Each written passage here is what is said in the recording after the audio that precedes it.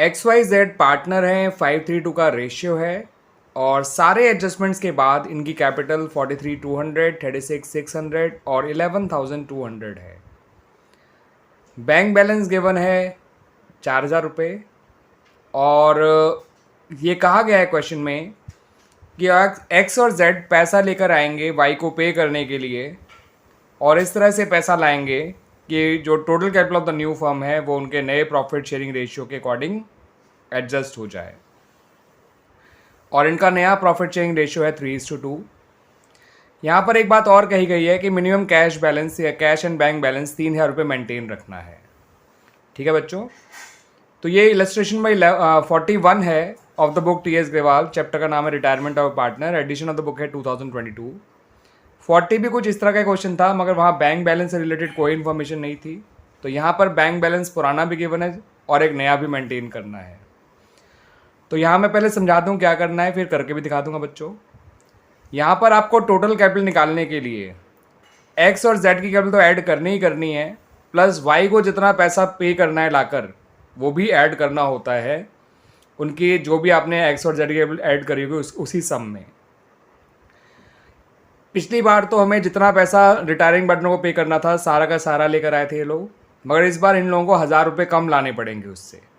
जैसे कि वाई को पे करना है 36,600, इन्हें लाना पड़ेगा 35,600।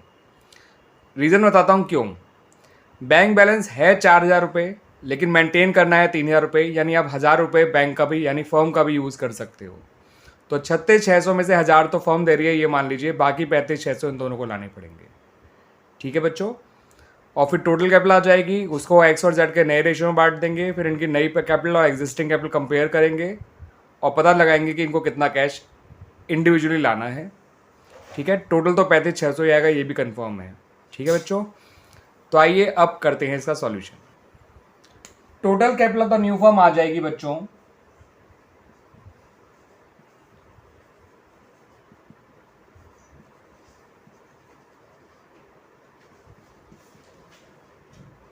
एक्स की कैपिटल प्लस जेड की capital plus amount brought to pay Y.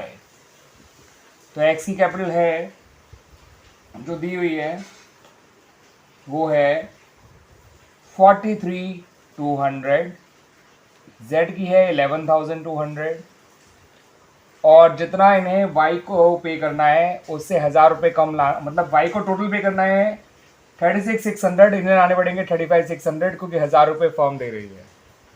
ये मैंने आपको समझा ही दिया था कि 1,000 रुपये फर्म कैसे दे रही है। फर्म का बैंक बैलेंस है 4,000 रुपये लेकिन फ्यूचर में मेंटेन करना है केवल 3,000 रुपये, यानी हम फर्म का 1,000 रुपये यूज़ कर सकते हैं टू पे ऑफ वाई। इन सबको जोड़ेंगे तो ये निकल कर आएगा 90,000, यानी कि total capital of the new firm है 90,000। अब इस total capital of new firm को बांट दीजिए new ratio of x and Z जो कि 3:2 है। तो एक्स की नई कैपिटल हो जाएगी बच्चों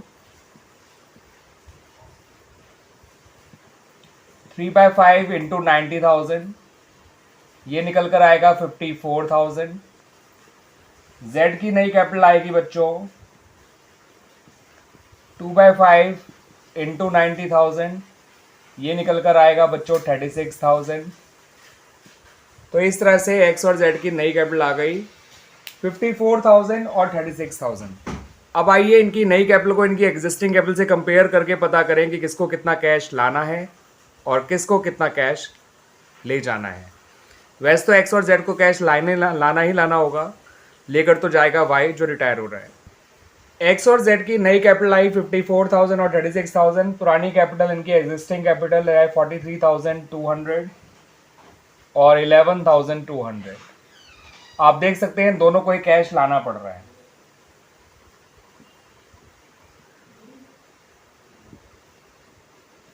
कितना लाना पड़ रहा है वो देख लेते हैं बच्चों। ये आएगा बच्चों 10,800 और ये आएगा 24,800। दोनों को इतना इतना कैश लाना पड़ रहा है।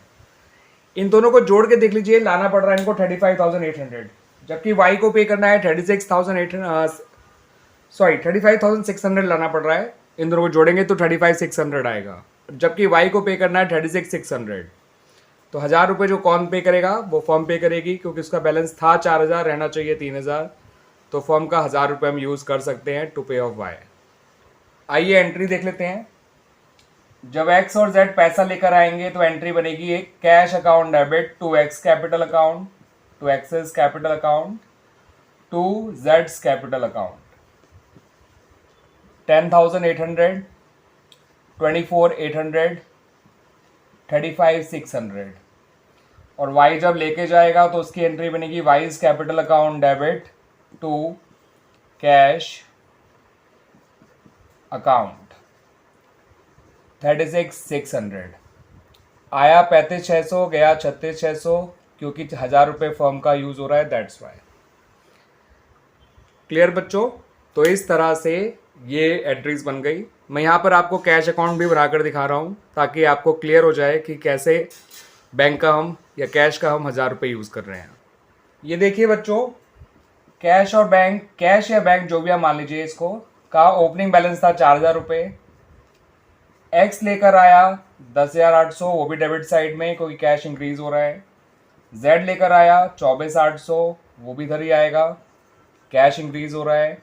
वाई लेकर गया 36,600, ये क्रेडिट साइड में आएगा बिकॉज कैश डिक्रीज हो रहा है।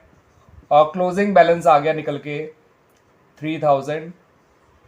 तो इससे आप खुद समझ लीजिए कि एक तरह से 1000 रुपये फर्म ने दिए, बैलेंस 4 से 3 रह गया। ठीक है बच्चों? और टोटल हो जाएगा दोनों साइड का 39,600। मांगा नहीं था लेकिन समझाने के लिए मैंने ये कैश अकाउंट बनाकर दिखाया आप लोगों को बच्चों। और उम्मीद करता हूँ आपको ये कैश अकाउंट समझ में आ गया होगा और इससे आपको लॉजिक भी समझ में आ गया होगा कि आया 35,600 क्यों और गया 36,600 क्यों। क्लियर बच्चों? तो इस तरह से हमारा ये क्वेश्चन कंप्लीट।